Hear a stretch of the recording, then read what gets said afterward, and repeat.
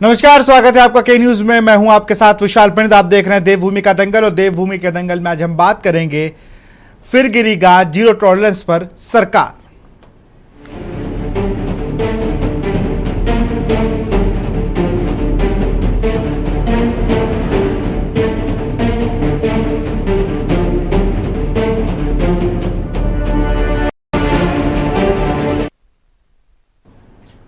प्रदेश में लगातार हो रहे घोटालों को लेकर विपक्ष सरकार पर हल्ला बोल रही है। वहीं धामी सरकार की घोटालों को लेकर फुल एक्शन में नजर आ रही है। ताजा मामला हरिद्वार के बहुचर्चित जमीन घोटाले का है, जिस पर अब धामी सरकार ने 2 आईएएस और 1 पीसीएस अधिकारी के खिलाफ कड़ी कार्रवाई कर दी है। डीएम कर्मेंद्र सिंह, आईएएस वरुण चौधरी को निलंबित कर दिया गया है। पीसीएस अजय वीर भी निलंबित कर दिए गए।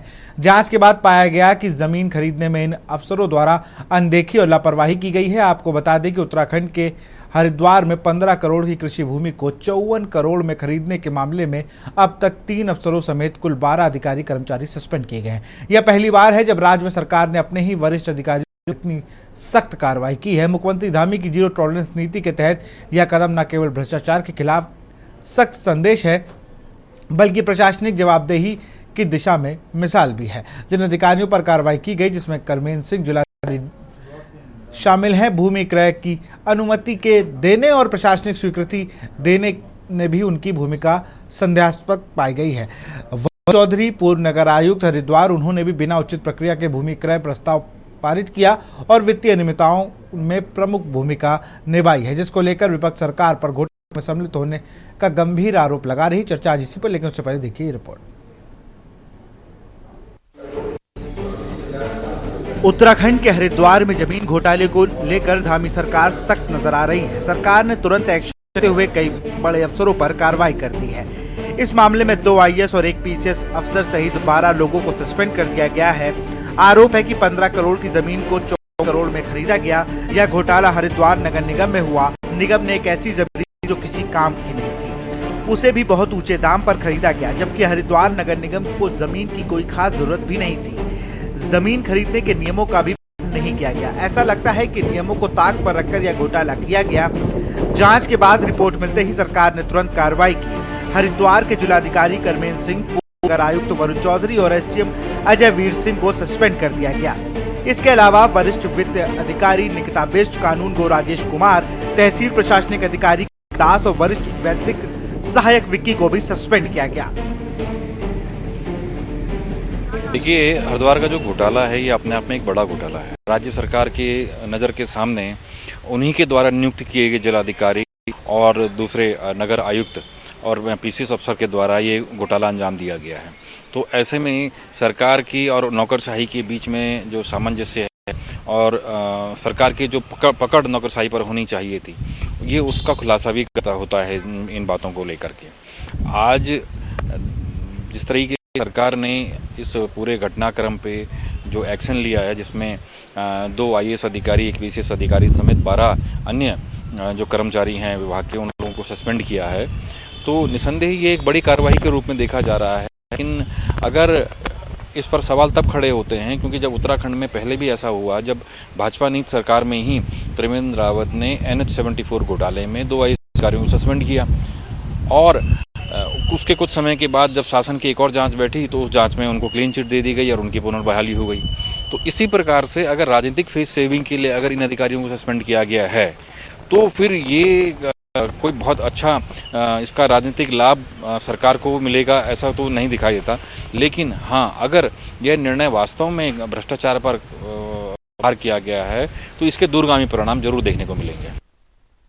बिल्कुल, देखिए, पुष्कर सिंह धामी जी का संकल्प है कि जीरो टॉलरेंस की सरकार उन्होंने देनी है और उसी को लेकर वो काम कर रहे हैं। कोई भी भ्रष्टाचारी हो, कोई भी गलत कृत्य करने वाला हो, जेल की सलाखों के पीछे होता है, उसका निष्कासन भी होता है, उसको निलंबन भी किया जाता है। तमाम ऐसे लोग जो, क्योंकि ये भ्रष्टाचार एक नासूर की तरह है और बहुत पुराना है, कोई नया नहीं है। बहुत पुराना लोगों के, ये अधिकारियों के या कर्मचारियों के या लोगों के मुंह लगा हुआ ये खून है भ्रष्टाचार का, जिसको धीरे धीरे भारतीय जनता पार्टी की सरकार अब जो है खत्म कर रही है। और 150 से ऊपर लोगों को जो गलत तरीके से भ्रष्टाचार करते हुए पाए गए या गलत तरीके से नकल करवाते हुए पाए गए या किसी तरीके का भ्रष्टाचार करवाते हुए अगर पाए गए तो उनको जेल की सलाखों के पीछे धामी सरकार ने डालने का काम किया है। तो ये इतिहास में पहली बार हुआ है कि भारतीय जनता पार्टी की सरकार जब से आई है जीरो टॉलरेंस की सरकार देने का काम कर रही है। और इस तरीके के लोग जो गलत कृत्य करते हैं उनके अंदर एक जो है भूचाल सा मचा है, एक भगदड़ सी मची है कि धामी सरकार किसी को भी गलत काम करने का कोई मौका नहीं दे रही है। मामला साल 2024 का है। उस वक्त राज्य में कई स्थानों पर नगर निगम और नगर पालिका के चुनाव हो रहे थे। नगर निगम का पूरा सिस्टम नगर आयुक्त के पास था। उस वक्त हरिद्वार नगर निगम में तैनात नगर आयुक्त वरुण चौधरी जिम्मेदारी संभाल रहे थे। हरिद्वार जनपद में आचार संहिता के इस दौरान नगर निगम ने 33 बीघा जमीन खरीदी थी। किसी उद्देश्य से इस जमीन को खरीदा गया था ये अभी तक स्पष्ट नहीं है। जिस जगह यह जमीन थी उसी जगह और उसके आसपास नगर निगम पहले से ही कूड़ा करने का काम कर रहा था। आरोप है कि इस जमीन की कीमत 15 लाख रुपए बीघा थी, लेकिन निगम और जिले के कुछ अधिकारियों ने कंपनी को 143 में दर्ज करवाकर सरकारी बजट से 58 करोड़ रुपए में खरीद लिया था। फिर मामला इतना बढ़ा कि मुख्यमंत्री पुष्कर सिंह धामी तक पहुंचा। मुख्यमंत्री की ओर से जांच के आदेश दिए गए। सचिव रणवीर सिंह चौहान को जांच सौंपी गई। अब तक 3 अफसरों पर समेत कुल 12 अधिकारी कर्मचारी सस्पेंड किए गए। को भाजपा धामी सरकार में भ्रष्ट अधिकारियों पर बड़ा एक्शन बता रही है और विपक्ष सोची समझी साजिश। घोटाला सामने आया और जांच में ये साफ हो गया है कि सरकारी धन की बंदरबाट हुई है। इसमें कई अधिकारियों पर जो है जांच की आंच आई थी और बुरी में मुख्यमंत्री को आज कार्रवाई करनी पड़ी है, क्योंकि आज ही कांग्रेस पार्टी वहां पर प्रदेश अध्यक्ष करण महाराज जी के नेतृत्व में एक दिवसीय धरना दे रही है और लगातार विपक्ष इस मुद्दे को उठाने का काम कर रहा है। सवाल यह है कि जीरो टॉलरेंस की बड़ी बड़ी बातें इस प्रदेश में हो रही हैं और लगातार भूमि घोटाले सामने आ रहे हैं। जांच में जो है घपले सामने है। राजधानी देहरादून में भी आपने देखा कि नगर निगम में बड़े बड़े भूमि घोटाले सामने आए, लेकिन आज तक किसी दोषी पर कार्रवाई नहीं हुई है। सवाल यह है कि ये भूमि के घपलेबाज किसके संरक्षण में, किसके इशारे पर जो है इतने बड़े बड़े घपले कर रहे हैं, जनता को जो है चूना लगाने का काम कर रहे हैं। अब जांच की आंच निश्चित तौर पर कुछ लोगों पे गिरी है, लेकिन सवाल यह है कि दोषियों को सजा सरकार दे पाती है या केवल जो है इस कार्रवाई तक ये मामला सीमित रहता है। ये बहुत ही सराहनीय कार्य है और ऐसा पहली बार देखने में आया है कि जहां पर जो हमारे प्रदेश के मुखिया सीएम धामी ने कोई उचित कार्रवाई की है। ऐसा नहीं है कि हरिद्वार का ये पहला प्रकरण हो। हम धामी के इस कार्य की सराहना करते हुए उनसे ये भी निवेदन करते हैं, आशा करते हैं कि इस प्रकार के जितने जो घोटाले, जमीन घोटाले देहरादून में, देहरादून के तहसील में पड़े हुए हैं, देहरादून के और जगहों पर, रजिस्ट्रेशन की जगहों पर पड़े हुए हैं, उनकी भी बड़ी स्तर पर जांच पड़ताल करें। जो दोषी अधिकारी हों और जो दोषी लोग हैं उन पर उचित कार्रवाई करें। खास बात यह है कि जिस दौरान यह जमीन खरीदी गई तब नगर निगम हरिद्वार में प्रशासक के तौर पर जिला अधिकारी जिम्मेदारी संभाल रहे थे। ऐसे में यह मामला और भी गंभीर हो जाता है, जबकि सरकार इस मामले में शासन सचिव रणवीर सिंह चौहान को जांच अधिकारी नामित कर चुकी थी। इस तरह आने वाले दिनों में सरकार कुछ और दूसरे बड़े फैसले ले सकती है, जिसमें बड़े अधिकारियों को लेकर भी जिम्मेदारी बदलाव से जुड़ा निर्णय हो सकता है। मुख्यमंत्री धामी की जीरो टॉलरेंस की नीति के तहत यह कदम न केवल भ्रष्टाचार के खिलाफ सख्त कार्रवाई का संदेश है, बल्कि प्रशासनिक जवाबदेही की नई मिसाल भी है। धामी के आज इस फैसले से कहीं न कहीं ब्यूरोक्रेट्स में मनमानी और भ्रष्टाचार को लेकर डर साफ देखा जा सकता है। इस एक्शन से कई आला अधिकारी मीडिया से भी दूरी बनाए हैं। देखना होगा अब ये डर भ्रष्टाचार जगह में कितना खरा साबित होता है। Uttarakhand desk report.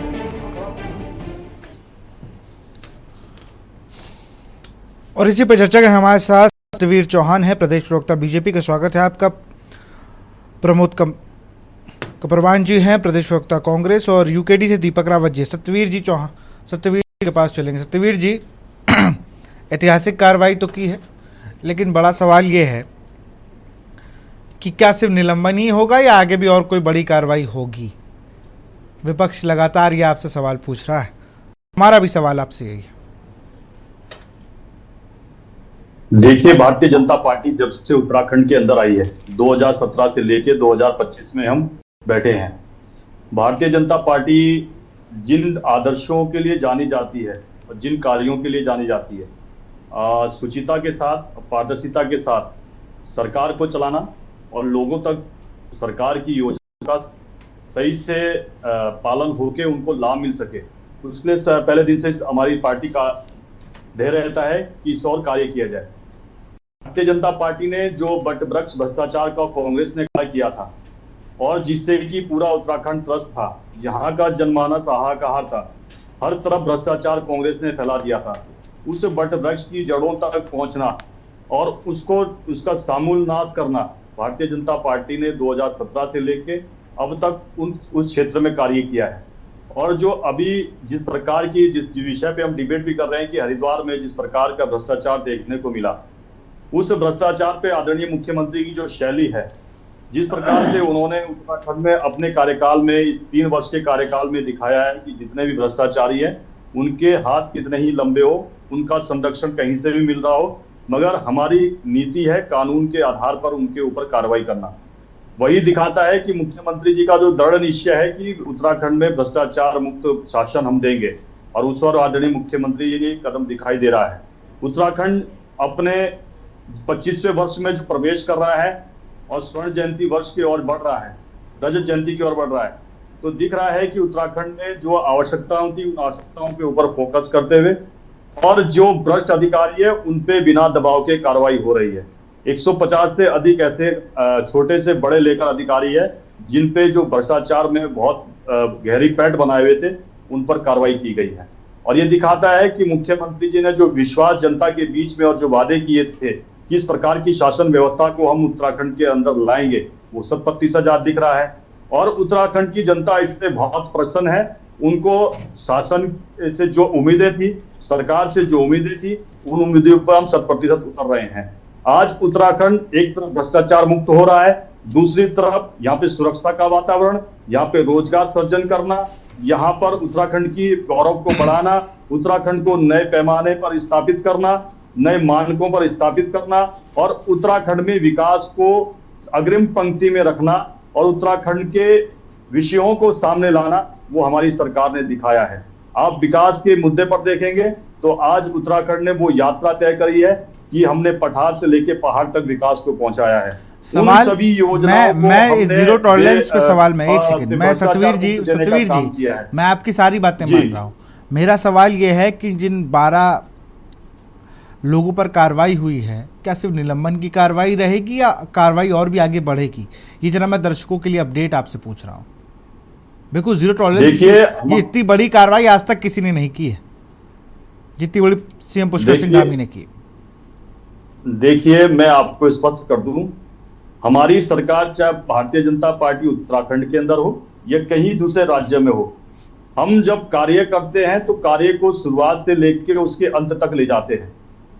अब आपने कहा कि जो हरिद्वार के अंदर जो भ्रष्टाचार के अंदर जिनको अभी सस्पेंड किया गया है कि आगे की कार्रवाई भी होगी, बिल्कुल कार्रवाई होगी और कानूनी आधार पर होगी और उन तथ्यों तक पहुंचाया जाएगा कि जहां से ये इनकी जड़ें पनपी है। और मैं बता देना चाहता हूं कि उत्तराखंड के अंदर जिस प्रकार की शासन व्यवस्था भारतीय जनता पार्टी ने आदरणीय मुख्यमंत्री के नेतृत्व में स्थापित करी है, वो दिखा रहा है कि अन्य प्रदेशों में भी हमारे द्वारा लिए गए निर्णयों का अनुसरण किया जा रहा है। और आज उत्तराखंड में जिस प्रकार की यात्रा तय करी है, जिसके लिए इस प्रदेश का गठन हुआ था, उस सभी मानकों पर आज खरी उतर रही है भारतीय जनता पार्टी। इस राज्य को बनाने में जो हमारे आंदोलनकारियों के जो सपने थे, उन सपनों को पूर्ण करने में हमारी सरकार 100% आगे बढ़ रही है और लगातार वो कार्य भी कर रही है। आज उत्तराखंड में कहीं भी आप देखेंगे, चाहे छोटा क्यों ना बाबू हो, चाहे बड़े आईएएस अधिकारी हो, आईपीएस अधिकारी हो, आईएफएस अधिकारी कोई भी हो, अगर वो भ्रष्टाचार में संलिप्त है उसके ऊपर कठोर कार्रवाई हो रही है। चलिए ठीक है सतवीर जी, अभी आगे भी आपसे इस पे जवाब लेता हूं मैं। जरा विपक्षी दलों का जो आरोप है, ठीक है सतवीर जी, मैं आऊंगा आपके पास। जरा मैं विपक्ष के हमारे साथ प्रमोद जी जुड़े हैं। प्रमोद जी, आप लोग आरोप लगाते आ रहे थे कि ब्यूरोक्रेट्स हावी हैं सरकार ऊपर और लगातार तमाम बातें होती थी। ये कार्रवाई तो मुझे लगता है मील का पत्थर साबित होगी, इतनी बड़ी गजब कार्रवाई की है। और मुझे लगता है कि एक अभियान चला देना चाहिए। मैं एक लाइन इसमें और जोड़ रहा हूँ। मैं 52 करोड़ में खरीदी गई, 15 करोड़ की जमीन 54 करोड़ में खरीदी गई, तो मील का पत्थर साबित तो हरिद्वार के अधिकारियों ने वैसे ही कर दिया।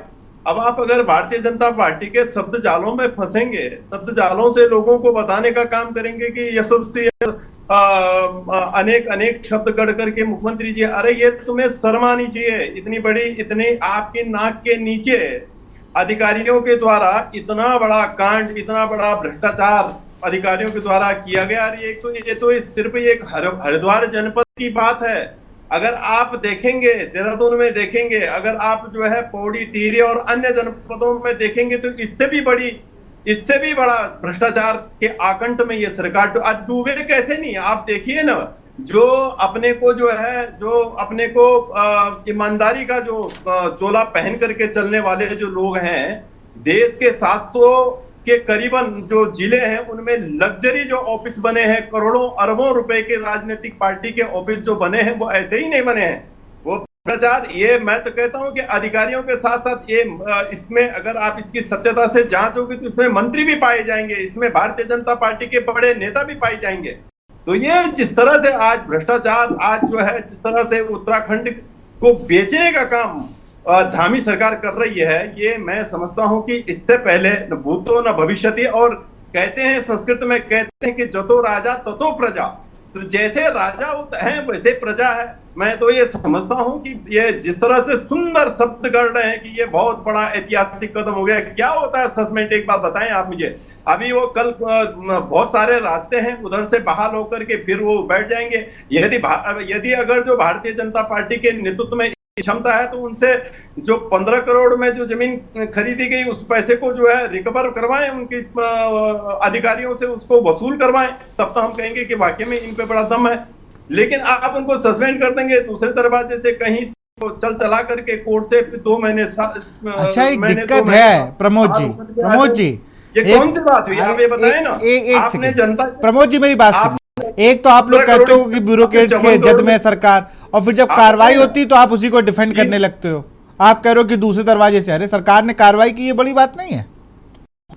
नहीं, कार्रवाई की है, कोई बड़ी बात क्या है, पहले ये बताएं ना आप। पहले अरे डीएम कब सस्पेंड हुआ उत्तराखंड में? उत्तराखंड में डीएम कब सस्पेंड हुआ? आप उनसे पैसा वसूल करवाइए ना, छोटी रकम तो है नहीं, 1000 तो है नहीं। हम प्रशंसा करेंगे, धामी जी को जो है सम्मानित करने का काम करेंगे अगर आप हमसे वो पैसा वसूल करवाते हैं। अरे आपने जो है, अच्छी बात है, मैं मानता हूं आपने ज्यादा नहीं तो थोड़ा ही जो है उन पे जो है कार्रवाई करने का काम किया। और मैं तो आपसे कहना चाह रहा हूँ कि ये खाली हरिद्वार में ही थोड़ी, आप देहरादून खोल लीजिए। देहरादून में जिस तरह भ्रष्टाचार हो रहे हैं, उन भ्रष्टाचारों पे क्या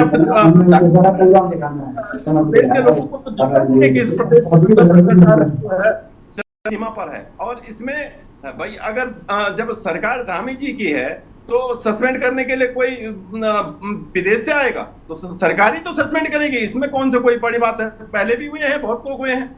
तो मैं आपसे ये कहना चाहता हूं कि आपके सरकार के नेतृत्व में जिस तरह के जो है हथकंडे अधिकारियों के द्वारा, निरंकुश अधिकारियों के द्वारा जिस तरह से भ्रष्टाचार के नए आयाम स्थापित हो रहे हैं, ये उत्तराखंड के लिए गर्व की बात नहीं है। ये उत्तराखंड के लोगों के लिए, उत्तराखंड के लिए अच्छी बात नहीं है। उत्तराखंड के भविष्य के लिए ये मैं समझता हूं कि ये उत्तराखंड के भविष्य के लिए बहुत ही सोचनीय विषय है। चलिए ठीक है, मैं फिर से आऊंगा आपके पास। उससे पहले मैं रुक करूंगा दीपक रावत का। वो अत्यंत ठीक है प्रमोद जी, उनकी जितनी निंदा की। मैं सतवीर जी आऊंगा आपका। और आप कह रहे हैं कि क्या कहते हैं मुख्यमंत्री जी, ठीक है, मुख्यमंत्री जी के नेतृत्व, मुख्यमंत्री, अरे भाई अच्छा एक बात बताइए प्रमोद जी, हम लोग को क्यों टारगेट करने लगते हो भाई? अलग से हमारा आपका कुछ है क्या?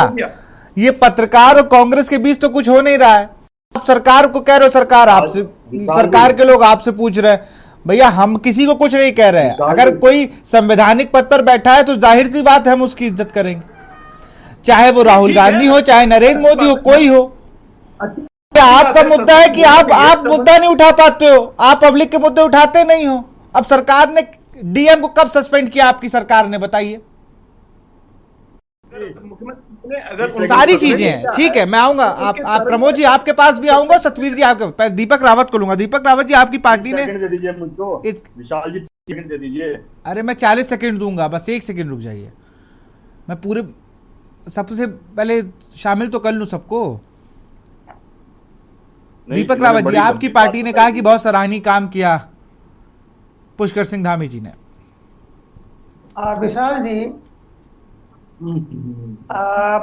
जिस प्रकार से सरकार ने ये कार्रवाई करी है, जिस प्रकार से ये सरकारी तंत्र ने संगठित रूप में एक गैंग बनाकर, मैं विशेष रूप से ध्यान दूंगा, एक गैंग बनाकर चोट पहुंचाई है, आर्थिकी का नुकसान पहुंचाया है इस प्रदेश को और राज्य सरकार को, तो निश्चित रूप से जब वो पकड़े गए हैं, उनके नाम आए हैं जांच में, तो उनके खिलाफ सरकार ने कार्रवाई करी है, तो ये सराहनीय है। और कोई भी सरकार यदि रहती और उसके सामने जांच एजेंसियों द्वारा जांच में उन तथाकथित लोगों के नाम आते तो निश्चित रूप से उनका कार्य करना था। लेकिन हमारा प्रश्न ये है विशाल जी कि आपको सरकारी कर्मचारी हो, सरकारी अधिकारी हो, इन सबका भ्रष्टाचार तो आपको नजर आता है, लेकिन जब राजनीतिक भ्रष्टाचार की बात प्रदेश में विपक्ष करता है तो आपको नजर क्यों नहीं आता? तब ये वर्तमान सरकार गंधारी की तरह आंख में पट्टी क्यों बांध देती है? तमाम तरीके के आरोप लगे इनके एक कैबिनेट मंत्री पे कि उन्होंने भ्रष्टाचार किया, लेकिन सरकार ने जांच नहीं होने दी, जांच की अनुमति नहीं दी। बाद में पता चला कि जो अदालत में वो केस गया तो एक एफिडेविट सबमिट नहीं किया गया। खैर दोबारा से आरटीआई जो प्रमुख आरटीआई जो कार्यकर्ता हैं उन्होंने अब दोबारा से सम्मान भेजा है या दोबारा से कार्रवाई को दिया है।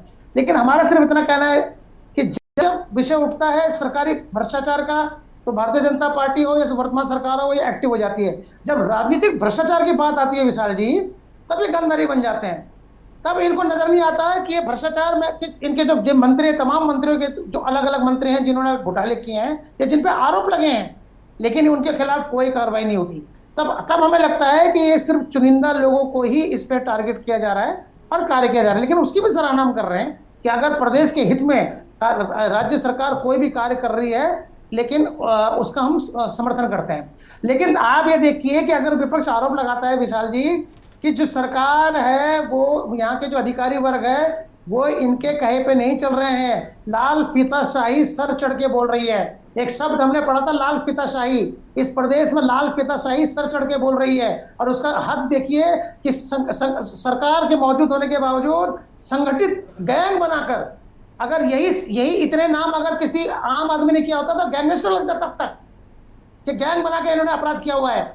लेकिन अभी तक जितने भी अधिकारी जो है इन पे गैंगस्टर लगा हुआ है।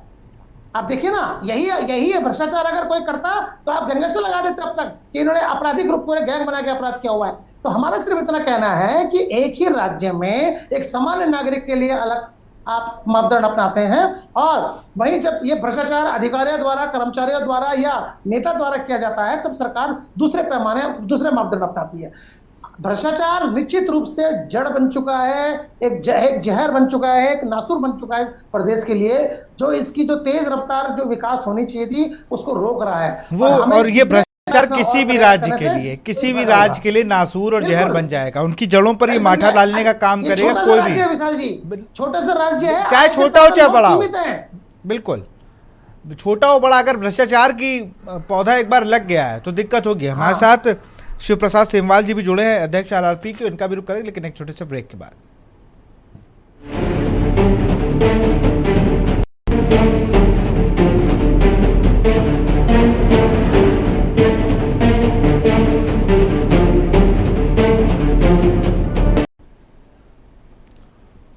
ब्रेक के बाद आपका स्वागत। सीधे रुख करूंगा शिव प्रसाद सेमवाल जी का, अध्यक्ष हैं आरआरपी पार्टी के।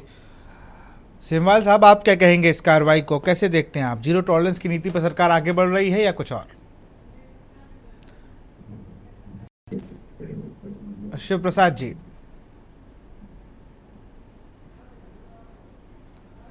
शायद संपर्क उनसे कुछ टेक्निकल इशू है। मैं अरुण शर्मा जी के पास हूँ। अरुण जी, उत्तराखंड में इतने बड़े पैमाने पे कार्रवाई होना किस इशारा करता है? क्योंकि लगातार विपक्ष ये कहता आ रहा था जीरो टॉलरेंस की नीति बात होती है, लेकिन अधिकारियों की जद में है ये सरकार, तमाम बातें करती है कि अधिकारियों की चल रही है। धामी साहब को जो अधिकारी बता देते हैं वो मान लिया जाता है। इस कार्रवाई के बाद वो नरेटिव तो खत्म हो गया विपक्ष का। अरुण जी, सर अनम्यूट कर लीजिए।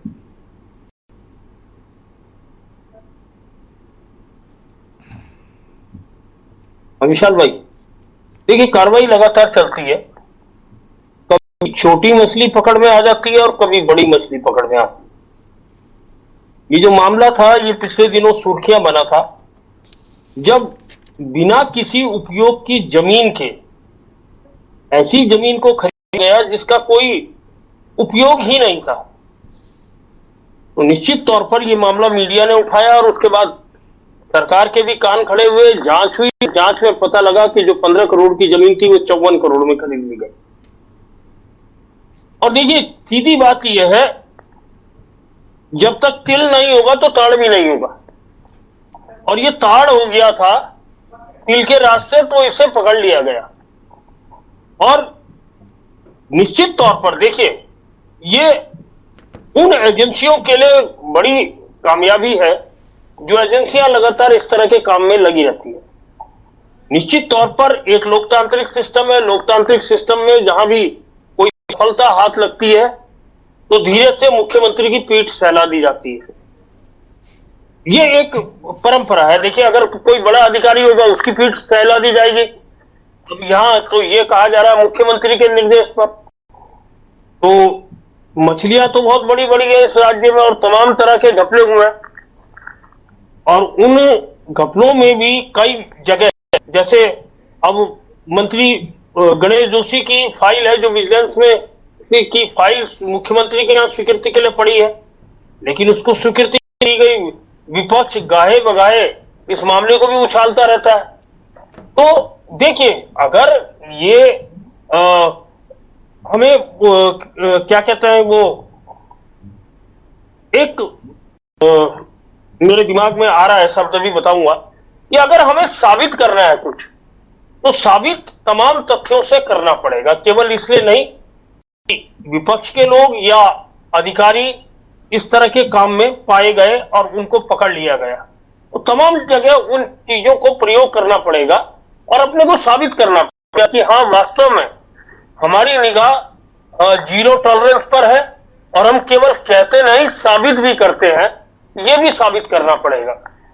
तो निश्चित तौर पर उन एजेंसियों के लिए ये कामयाबी बड़ी कामयाबी है, क्योंकि बड़ा घपला हुआ है और ऐसे तमाम चीजें सामने हैं, उन पर भी नजर जानी चाहिए, उन पर भी कार्रवाई होनी चाहिए, मैं यही कहूंगा। जी विशाल भाई। बिल्कुल। और मुझे लगता है ना कि जैसे आप हरिद्वार में आपने कर लिया, वहाँ पर आपको बड़ी आपने एक सचिव लगा के जांच कराई, आपने कार्रवाई की, पूरे उत्तराखंड में एक अभियान छेड़ दीजिए। ऐसी और भी फाइलें होंगी, जरूरी नहीं ज़मीन हो, तमाम चीज़ें होती हैं, क्योंकि एक जब अभियान चल जाता है तो चीज़ें भी, अभी देखिए अभी हरिद्वार है, कल आपको चाहे रुद्रप्रयाग कुछ जगह सुनने को मिल जाए, रुद्रपुर सुन जाए, अल्मोड़ा सुनने में आ जाए। ऐसे तमाम जिले हैं जहाँ पर अभी भी और सरकार को देखना चाहिए। शिव प्रसाद सेमवाल जी हमारे साथ जुड़ चुके हैं फिर से। शिव प्रसाद जी आवाज़ आ रही है हमारी? आपकी आवाज़ तक नहीं है। हाँ बिल्कुल आ रही है, आपकी आवाज़ भी आ रही है। आप कैसे देखते हैं इस कार्रवाई को? ये ठीक अच्छी कार्रवाई है और में से इस बात का इंतजार था, और खास करके एक ऐसे चर्चाओं के दौर में जब ये इंटरप्रिटेशन इस तरीके से हो रहा था कि भाई रचिता जुयाल जैसी एक ईमानदार आईपीएस को भ्रष्टाचार पर कार्रवाई के कारण उनको इस्तीफा देने के लिए मजबूर होना पड़ा। हालांकि उनका स्पष्टीकरण भी आ गया था, उनका वीडियो भी आ गया था कि वो पारिवारिक कारणों से, निजी कारणों से ये इस्तीफा दे रहे थे, लेकिन एक चर्चा आम हो गई थी। और ऐसे दौर में मुख्यमंत्री जी का ये जो निर्णय है ये अपने आप में एक अच्छी बात है और एक अच्छी शुरुआत मैं इसको कहूँगा। और साथ में मेरी ये भी गुजारिश है, हमारे प्रवक्ता महोदय बैठे हुए हैं सत्यवीर जी, उनके माध्यम से, कि सचिवालय में विजिलेंस की कार्रवाई की अनुमति के लिए लगभग 20 मामले, अभी मैंने पिछले समय एक विजिलेंस ऑफिसर से बात की थी, वो मुझे वाकई बता रहे थे कि 20 मामलों में कार्रवाई पेंडिंग है, पिछले लगभग 6-7 साल से वो पेंडिंग है। वो सचिवालय में 20 मामले फाइल विजिलेंस के। तो मेरे ख्याल से परीक्षण के लिए भी ये पर्याप्त टाइम है। या तो उन पर विभागीय जांच ही शुरू करा दी जाए, या तो उन पे एफआईआर करवा दी जाए, और या फिर विजिलेंस को अनुमति दे दी जाए कि साहब आपने जो अनुमति मांगी है वो जांच, बोलते हैं कि सांच को आंच क्या, हाथ कंगन को आरसी क्या। तो अगर विजिलेंस अनुमति मांग रही है और 20 मामले सचिवालय में पेंडिंग है शासन की अनुमति के लिए, तो मुझे लगता है कि लगे हाथ जो है ये अनुमतियां भी दे दी जानी चाहिए।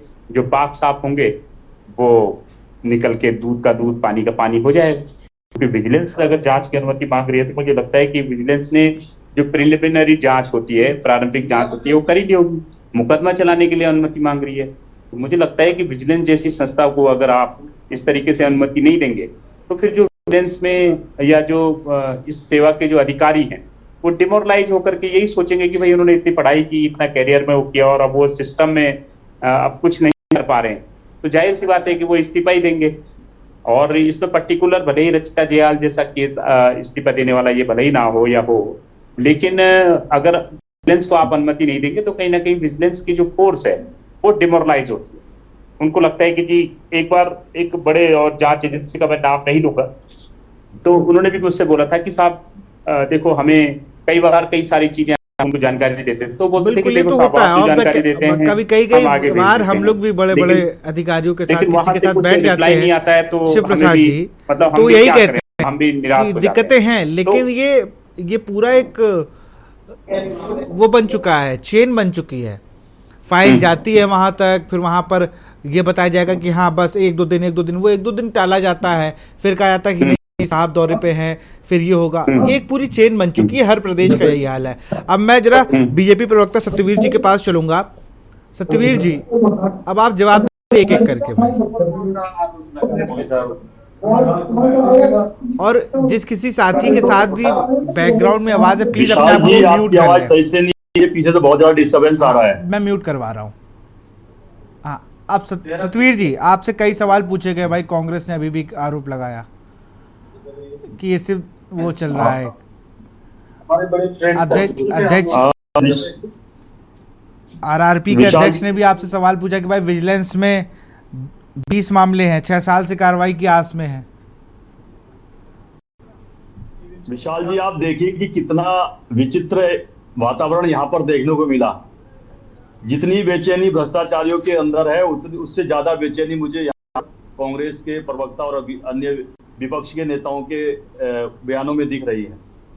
अब जिसके मन में चोर होगा, जो इसमें सम्मिलित होगा, कहीं ना कहीं उसको विचलित होना ही है। मगर उत्तराखंड की जो जनता है वो बहुत है हमारे कार्यकाल से। उत्तराखंड की राजनीतिक परिदृश्य भी अगर देखेंगे, परिवेश देखेंगे, तो यहाँ कभी पूर्ण बहुमत की सरकार नहीं रही है। हमने 17 से 22 तक जिस प्रकार का वातावरण यहाँ पर उत्पन्न किया, लोगों के जीवन में जिस प्रकार का संतुलन बनाने का काम किया, और उत्तराखंड को हमने सामने रखने का काम किया कि उत्तराखंड का जो गौरव है, जिसको कांग्रेस ने बड़ी तेज उठाई थी, उसको हमने जिस स्थान पर पहुंचाने का काम किया, तो जनता ने हमें दिल खोलकर 2022 में पूर्ण बहुमत की सरकार दी। और जहां तक अभी कांग्रेस के प्रवक्ता कह रहे हैं कि इसमें जो घोटाला हुआ है, क्या इसकी वसूली हो पाएगी, आप बेचिंतित रहिए। आपके समय पे एनएच का घोटाला हुआ था, हरीश रावत उस समय मुख्यमंत्री थे, उस समय भी आपके खाते में गए थे, कांग्रेस पार्टी के अधिकृत खाते में गए थे, उसकी भी हमने वसूली करी थी। तो इसमें आप बेचिंतित रहिए। अभी तक जितनी भी कार्रवाई हुई है, उस पे जिस स्तर पर कानून को काम करना चाहिए, संवैधानिक दृष्टि से जिस संस्थान को जैसे काम करना चाहिए, हमने कहीं भी रोक लगाने का काम नहीं किया, उसको पूर्ण स्वतंत्रता दी है। ये गणेश जोशी की फाइल वाला भी अपडेट दे दीजिएगा। एक सेकंड विशाल जी, मैं इसी में अभी तो औरों के भी प्रश्न के उत्तर देने हैं जी। विशाल जी, एक और मैं बता देता हूं, कांग्रेस के समय तो खुलेआम नारे लगते थे, लीसा लकड़ी बजरी छोड़ के नारे लगते थे, और यही नहीं, संज्ञा भी दी गई थी कि भ्रष्टाचार की अगर प्रतिमूर्ति है तो कांग्रेस की आइए, उत्तराखंड में आइए, देखिए आप किस प्रकार से भ्रष्टाचार होता है। हरीश रावत का वो बयान देख लीजिए कि मुख्यमंत्री कार्यालय से जहां की उत्तराखंड का गौरव की बात होती है, जहां से विकास की बात होती है, जहां से सुरक्षा की बात होती है, वहां पर बोलियां लगाई जा रही थी कि मैं भी खाता हूं, आप भी खाइए, मेरी भ्रष्टाचार की आंखें, मुझे दिल्ली तक पहुंचाना है। आज वही मुख्यमंत्री कार्यालय विकास और सेवा का जिस प्रकार से कार्य कर रहा है, वो अपने आप में स्पष्ट रूप से दिखता है कि उत्तराखंड का जो माहौल है और जिस प्रकार से भ्रष्टाचारियों की नींद उड़ी हुई है, उस मुख्यमंत्री कार्यालय को हमने जो प्रतीक के रूप में स्थापित किया है, वो अपने दिखाता है कि जब कई प्रदेशों में जब हमारे अनुसरण किए जाते हैं, हमारे काम किए जाते हैं।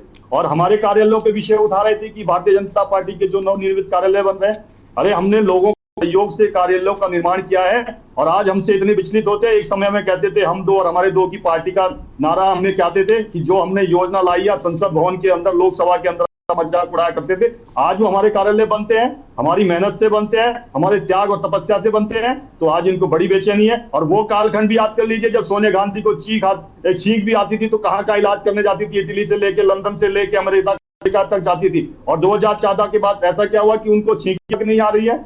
एक दौरा बता दीजिए कि उसके बाद गए सरकारी पैसों का किस प्रकार से दुरुपयोग होता है वो हमने पूरे देश में देखा है। और उत्तराखंड के अंदर आप देख लीजिए कि यार हर क्षेत्र में आज विकास दिख रहा है और हर भ्रष्टाचारी आज हमसे कांप रहा है। और तो ये बता दीजिए, कांग्रेस के समय जब हाहाकार था यहाँ पर उत्तराखंड के अंदर, एक भी छोटे से बाबू को इन्होंने निलंबित करने का काम किया। और हमारे समय पे देख लीजिए, अगर किसी ने भ्रष्टाचार किया है तो उस पर जिस प्रकार की कार्रवाई होनी चाहिए थी, वैधानिक रूप से उस प्रकार की कार्रवाई करी जा रही है। एक तरफ उन पे की जा रही है और दूसरी तरफ उत्तराखंड को विकास के रास्ते पे कैसे पहुंचाया जाए वो किया जा रहा है। आज उत्तराखंड में जितने भी कार्य हो रहे हैं वो शुचिता और पारदर्शिता के साथ हो रहे हैं। आज उत्तराखंड में आप देख लीजिए कि स्टेट हाईवे से लेकर नेशनल हाईवे से लेके ग्रामीण रोड से लेके आपके दूरस्थ क्षेत्रों में रोडें बन रही है। आज हमारा केंद्र का मंत्री वहां पर जाके प्रवास करता है। अभी हमारे राष्ट्रीय अध्यक्ष आदरणीय और स्वास्थ्य मंत्री जगत प्रकाश नड्डा पिथौरागढ़ के सुदूरवर्ती वादियों में गूंजी में जाके उन्होंने वहां पर रात्रि विश्राम किया। और जो वाइब्रेंट विलेज योजना है जिसका कि 223 करोड़ के लगभग हमको मिल चुका है, हमने 523 करोड़ की डिमांड करी थी मगर 223 हमको पहले फेज में पैसा मिल चुका है। उन क्षेत्रों में हम पहुंचते हैं जहां पर कि कभी विकास की योजनाओं को पहुंचने के लिए कोई नहीं सोचता था। आज वहां पर पानी से उनके स्वच्छता से लेके, पोस्ट ऑफिस से लेके, स्वास्थ्य से लेके, शिक्षा से लेके और यातायात की व्यवस्था से लेके और दूरसंचार तक की व्यवस्थाओं का वहां प्रबंधन किया जा रहा है। आज उन गांवों तक पहुंचा जा रहा है कि जहां पर कभी सरकार का किसी और ध्यान नहीं दिया। 1962 के वो गांव जादूंग और नेलांग जो 2 गांव थे उनको फिर से वहां विकसित किया जा रहा है। आज उत्तराखंड में जिस प्रकार से हेली सेवा को बढ़ावा दिया है, हमारे समय पे देख लीजिए, देहरादून से लेके चिलियासौर, देहरादून से लेके गोचर, देहरादून से लेके अल्मोड़ा, पंतनगर से पिथौरागढ़ तक हेली सेवा दी जा रही है उत्तराखंड में। 86% भूभाग उत्तराखंड का पहाड़ का है। आज उत्तराखंड में न पहाड़ में विकास की कमी है, न पठार में विकास की कमी है। हर तरफ विकास को आगे बढ़ाया जा रहा है। और सबसे बड़ी महत्वपूर्ण बात क्या है कि उत्तराखंड के अंदर सबसे बड़ी रेलवे लाइन का प्रोजेक्ट और वो ऋषिकेश कर्णप्रयाग है, वो उत्तराखंड का नहीं, वो एशिया का सबसे बड़ा रेलवे प्रोजेक्ट है जो पहाड़ों के अंदर और टनल के अंदर किया जा रहा है। कोई पैसों की कमी नहीं है। एक समय था कि कटोरा लेके हरीश रावत दिल्ली घुमा करते थे, एक अपनी कुर्सी बचाने के लिए और एक उत्तराखंड के लिए पैसे के लिए। आज का अखबार उठा के देख लीजिए, हमारी जीडीपी अन्य राज्यों से 5% अधिक है। क्या दिखाता है कि हमने अर्थ नीति से लेके विकास नीति तक और सुरक्षा की नीति से लेकर स्वास्थ्य की नीति तक हमने जो प्रोग्रेस की है वो दिखाता है कि सरकार के जो मानदंड होने चाहिए उन मानदंडों पे आज भारतीय जनता पार्टी खड़ी उतर रही है। बता दीजिए कि 3 राज्यों में कांग्रेस की भी सरकार है, पूरी तरीके से भ्रष्टाचार में लिप्त है। हमसे लगता हुआ हिमाचल राज्य है, वहां सरकारी कर्मचारियों को पैसा देने के लिए पैसा नहीं है। रोजगार की तो बात दूर बात है विशाल जी। और हमारे यहाँ पिछले 3 वर्षों में 24,000 से अधिक रोजगार उत्पन्न किया है। ये पूरे भारत में किसी राज्य में नहीं है कि जो पठारी। अरे ये फिर आप अलग कहे तो ना मैं इस बात को मानूंगा नहीं। यूपी में अलग बात कही जाती है, उत्तराखंड में अलग बात कही जाती है। उत्तराखंड का रोजगार देने में हम आगे हैं, यूपी कह रहा हम आगे हैं, मध्य प्रदेश कह रहा हम आगे हैं, आगे कौन नहीं? तीनों। मैंने कहा कि जिनकी भौगोलिक परिस्थितियां इस प्रकार की है, जिस प्रकार का राज्य हमारा है। अब आपने कहा ना, अच्छा मेरे सवाल का जवाब दीजिए, सारे सवाल के जवाब हो गए। हिमालयन राज्यों की बात अरे कर रहा हूं। बिल्कुल। अच्छा जी विशाल जी, गणेश जोशी की फाइल का क्या अपडेट है? देखिए अरुण शर्मा जी ने बताया। देखिए विशाल जी, हम पे बहुत सारे ऐसे राजनीतिक आरोप समय समय पर लगते रहे हैं। यही नहीं, मैं आप उदाहरण के तौर पर बता देना चाहता हूं, हमारे बहुत वरिष्ठ नेता जिन्होंने पार्टी को खड़ा किया और बहुत उनका त्याग रहा इसमें। आदरणीय हम सभी के लाल कृष्ण आडवाणी के ऊपर भी इसी प्रकार से संसद भवन के अंदर आरोप लगा था। उन्होंने कहा था कि मैं तब तक संसद भवन की चौखट को, दहलीज को पार नहीं करूंगा जब तक मैं बेबुनियाद आरोप सिद्ध नहीं हो जाऊंगा। और यही कांग्रेस है, एक भी आरोप उनके ऊपर सिद्ध नहीं कर पाई और कई लगातार ये क्रम जारी है। अब इनके चक्रों में हम फंसने वाले नहीं है। मैंने आपको स्पष्ट कहा कि हमारी सरकार सुचिता पारदर्शिता के साथ आगे बढ़ के काम कर रही है। हम अंत्योदय को प्रण लेके आगे बढ़े हैं। हम जो संवैधानिक माध्यम से सरकार चुनने के बाद जो कार्य किए जा सकते हैं, दायरे को बढ़ाया जा सकता है, उसके अनुसार हम कार्य कर रहे हैं। आज उत्तराखंड के अंदर मैं आपको बता दूं, स्वास्थ्य के क्षेत्र में ही बता दूं, जब कांग्रेस की सरकार थी कितने मेडिकल कॉलेज थे यहाँ पर?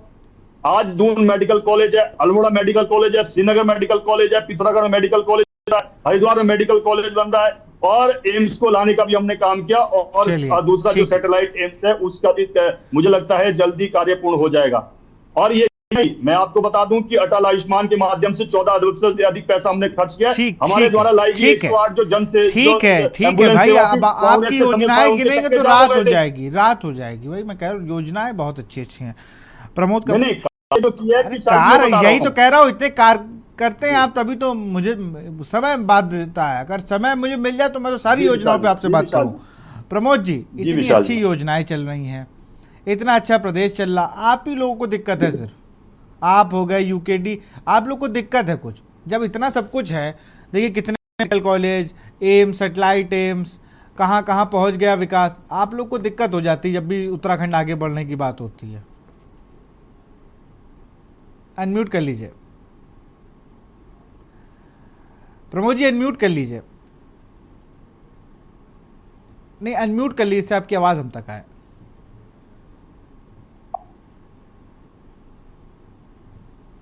आपकी आवाज हम तक नहीं आ रही है प्रमोद जी, अनम्यूट कर लीजिए अपने आप को।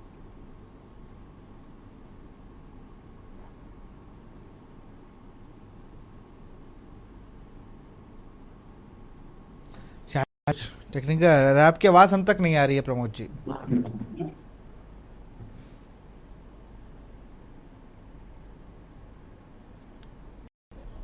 प्रमोद जी, आपकी आवाज हम तक नहीं आ रही। मैं रुक करूंगा दीपक रावत का, यूकेडी के प्रवक्ता बैठा। दीपक जी, आपको हमारी आवाज आ रही है? बिल्कुल विशाल जी, आ रही है दीपक जी। नहीं, आपकी आवाज मेरे पास तो आ रही है, फिर मेरी नहीं। अब आई आपकी आवाज प्रमोद जी, अब आई। देखिए विशाल जी, देखिए आज तो थोड़ा सा बारिश हुई ना, तो पूरा देहरादून विकास में बह गया। अभी पूरा जो है सड़कों में पूरा विकास है। अभी जो अब सरकार बारिश रुकवाएगी क्या? अब सरकार बारिश में भी कंट्रोल करे। मैं ये कह रहा हूँ कि भारतीय जनता पार्टी की वो अपनी पीठ को अपने आप थपथपाने का काम करते हैं, अपनी पीठ को अपने आप थपथपाने का काम करते हैं। भारतीय जनता पार्टी की विशेषता है। अभी देखो लंबी चौड़ी जो है, जब 70 साल में जो देश के अंदर काम हुए, सब नाम बदल करके नाम इन्होंने कर दिए। तो मैं तो आपसे ये कहना चाहता हूं कि ये जो दूसरों के कामों को किनाने वाले, ये जो बहस भ्रष्टाचार पर है, और ये कह रहे हैं कि हम उस पार्टी के लोग हैं जहां आडवाणी जी ने संसद जाने से मना किया था। और जब आपने इनसे गणेश जोशी जी के लिए पूछा तो गणेश जोशी जी ने संकल्प ले रखा कि उस फाइल को तभी छेड़ेंगे जब मैं मंत्री पद से हटूंगा। तो ये इनका जो भारतीय जनता पार्टी का जो की जो कथनी है, उस पर कौन विश्वास करेगा? आप बताएं ना, झूठ बोल करके ठीक है, आपने अच्छे अच्छे भाषण दे करके लोगों को बरगलाने का काम किया, और आप लगातार दूसरी बार जो है सत्ता पर उत्तराखंड में काबिज हैं, और लगभग 13 सालों से 12 सालों से आप जो है सेंटर में काबिज हैं। लेकिन देश की जो स्थिति है वो सबको दिख रहा है, उत्तराखंड की स्थिति भी सबको दिख रही है। आज जिस तरह से उत्तराखंड में आपने देखा भ्रष्टाचार अब बड़ी है, अपनी पीठ थपथपाने का काम कर रहे हैं। इतना बड़ा भ्रष्टाचार होने के बाद, पश्चाताप करने के बाद बड़ा हर्ष मना रहे हैं कि जो है मुख्यमंत्री ने इनको निलंबन कर दिया। ये ऐसा लग रहा है कि जैसे ये बहुत खुशी इनको हो रही है। इनको इस बात की चिंता नहीं है कि आखिर इतना बड़ा भ्रष्टाचार, और सरकार इसको नहीं तो विपक्ष तो खाली आवाज ही उठा पाएगा। हम तो समय समय पर उत्तराखंड की जनता ने हमें समय समय पर हम को लेकर के करते हैं। लेकिन अगर ये कहे कि जो है हमारी तो बड़ी उम्मीद है कि हमने टर्मिनेट कर, तो अच्छी बात है। और ऐसा नहीं है कि जो उन्होंने टर्मिनेट किया तो हम उनको कह दें। मुख्यमंत्री जी का कार्य बिल्कुल निश्चित रूप में कम से कम चलो इतना साहस तो किया। अभी सतबीर कह रहे थे कि कांग्रेस ने एक बाबू को सस्पेंड नहीं किया, तो कांग्रेस के जमाने में इतनी जो भ्रष्टाचार जो इन्होंने पाल पोस करके बड़ा किया हुआ है, इतना भ्रष्टाचार था ही नहीं। सस्पेंड कोई ऐसे किसी को थोड़ी कर दिया जाएगा। सस्पेंड तो तभी करा जाएगा जब कोई पकड़ा जाएगा। तो अभी तो अधिकारी ही सस्पेंड हो रहे हैं। सतबीर भाई, विश्वास दिला रहा हूं मैं आपको, आपके बहुत सारे मंत्री, बहुत सारे विधायक, बहुत सारे आपके जो लोग हैं वो सलाखों के होंगे आने वाला समय जब अनुकूल नहीं होगा। इतना भ्रष्टाचार है, आपको खुद दिखता है। ऐसा थोड़ी है कि आपको नहीं दिखता है, आपको भी दिखता है कि अच्छा, बड़ी बात ये कि आप लोग आवाज नहीं उठाते उस तरीके का। ऐसा भ्रष्टाचार है तो आइए सड़क पर भाई, पार्टी में आप लोग ही तो है, तभी तो सड़क पे नहीं होते तो ये भ्रष्टाचार की बात हम तो ताली बजा रहे होते लोगों की तरह। सड़क पे ही तो है। रोज जो है सड़क पे ही तो लोगों को जगाने का काम कर रहे हैं कि भाई इन भ्रष्टाचारियों को 9 तो 11 प्रदेश से करो, 9 तो 11 इनको जो है देश से करो। लोगों को जगाने का काम तो कर रहे हैं। आप कह रहे हैं सड़क पे नहीं, आप देखिए ना, सड़क पे उत्तराखंड की सड़कों पे ही तो कांग्रेस है, विपक्ष जो है सड़कों पर ही तो है। इसीलिए लेकिन जो लोग समझेंगे, धीरे धीरे समझेंगे, लोग समझ रहे हैं। और भारतीय जनता पार्टी को प्रदेश से 9 तो 11 लोग करेंगे 2000 अभी जो है। चलिए ठीक है, वाले अब 27 में देख लेंगे कि आप लोग कितना सड़क पर हैं और कितना सबकी बातें, कितनी जमीनी बातें आप उठा रहे हैं। ठीक है ठीक है ठीक है प्रमोद जी, समय की बाध्यता मैं आऊंगा। प्रमोद जी आपके पास आता हूँ। सबसे पहले दीपक रावत जी। विशाल जी जी मैं आपको 4 उदाहरण देता हूं भारतीय जनता पार्टी के भ्रष्टाचार होने के। चलिए बताइए। भारतीय जनता पार्टी के प्रवक्ता लें कि क्या मैं सही बोल रहा हूँ गलत बोल रहा हूं। इन्होंने अपनी हमारे एक इलाका है 6 नंबर पुलिया, जहां पर इन्होंने अपने लिए जब विषय आया कि इनको पूरे भारतवर्ष में अपना जो अपना ऑफिस खोलना था राज्य के लिए, जमीन ली थी और 6 बीघा जमीन प्रदेश, उस समय के तत्कालीन प्रदेश अध्यक्ष जो थे उनके नाम चली गई।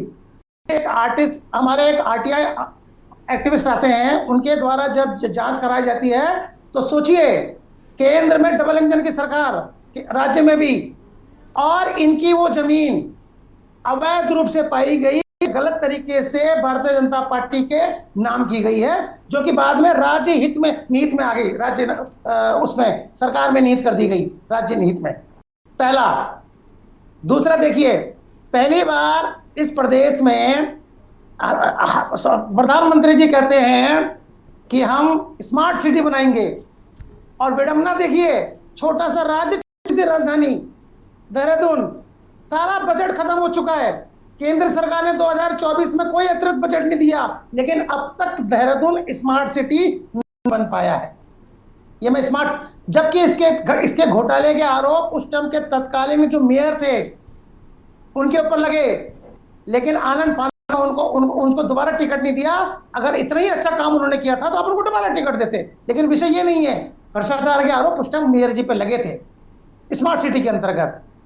तीसरा, सैनिक धाम जो बनाया जा रहा है, जिसका महिमा मंडल किया जा रहा है और निश्चित रूप से बहुत अच्छा है, उसमें जो आज सैनिक धाम के आस पड़ोस की जो जमीनें जिस प्रकार से सत्ता में बैठे नेताओं द्वारा खरीदी गई है, इसकी भी जांच भविष्य में की जाएगी, तो आपको कहीं ना कहीं पर इनके हाथ रंगे हुए नजर आएंगे। ये 3 उदाहरण। और सबसे बड़ा उदाहरण विशाल जी, इस प्रदेश में पहली बार ऐसा हुआ है कि मुख्यमंत्री के अधीन खनन विभाग का भ्रष्टाचार, पूर्व मुख्यमंत्री प्रदेश के, वर्तमान सरकार के पूर्व मुख्यमंत्री और विधायक उस विकासनगर के, वो फोटोग्राफी करके बताते हैं कि यहां घोटाला हो रहा है। अगर यही काम किसी आम जन ने किया होता तो अब तक पुलिस उसके खिलाफ कार्रवाई कर चुकी होती। गलत तथ्यों, मिथ्या आरोप लगा रहे हैं। तो मैं आपके माध्यम से पूछना चाहता हूं, यदि पूर्व मुख्यमंत्री त्रिवेंद्र सिंह रावत आरोप लगा रहे हैं और मिथ्या आरोप अगर सरकार पर लगा रहे हैं या मुख्यमंत्री पर लगा रहे हैं या मुख्यमंत्री के अधीन जो विभाग है उसके ऊपर लगा रहे हैं, तो कार्रवाई करिए ना उन पर।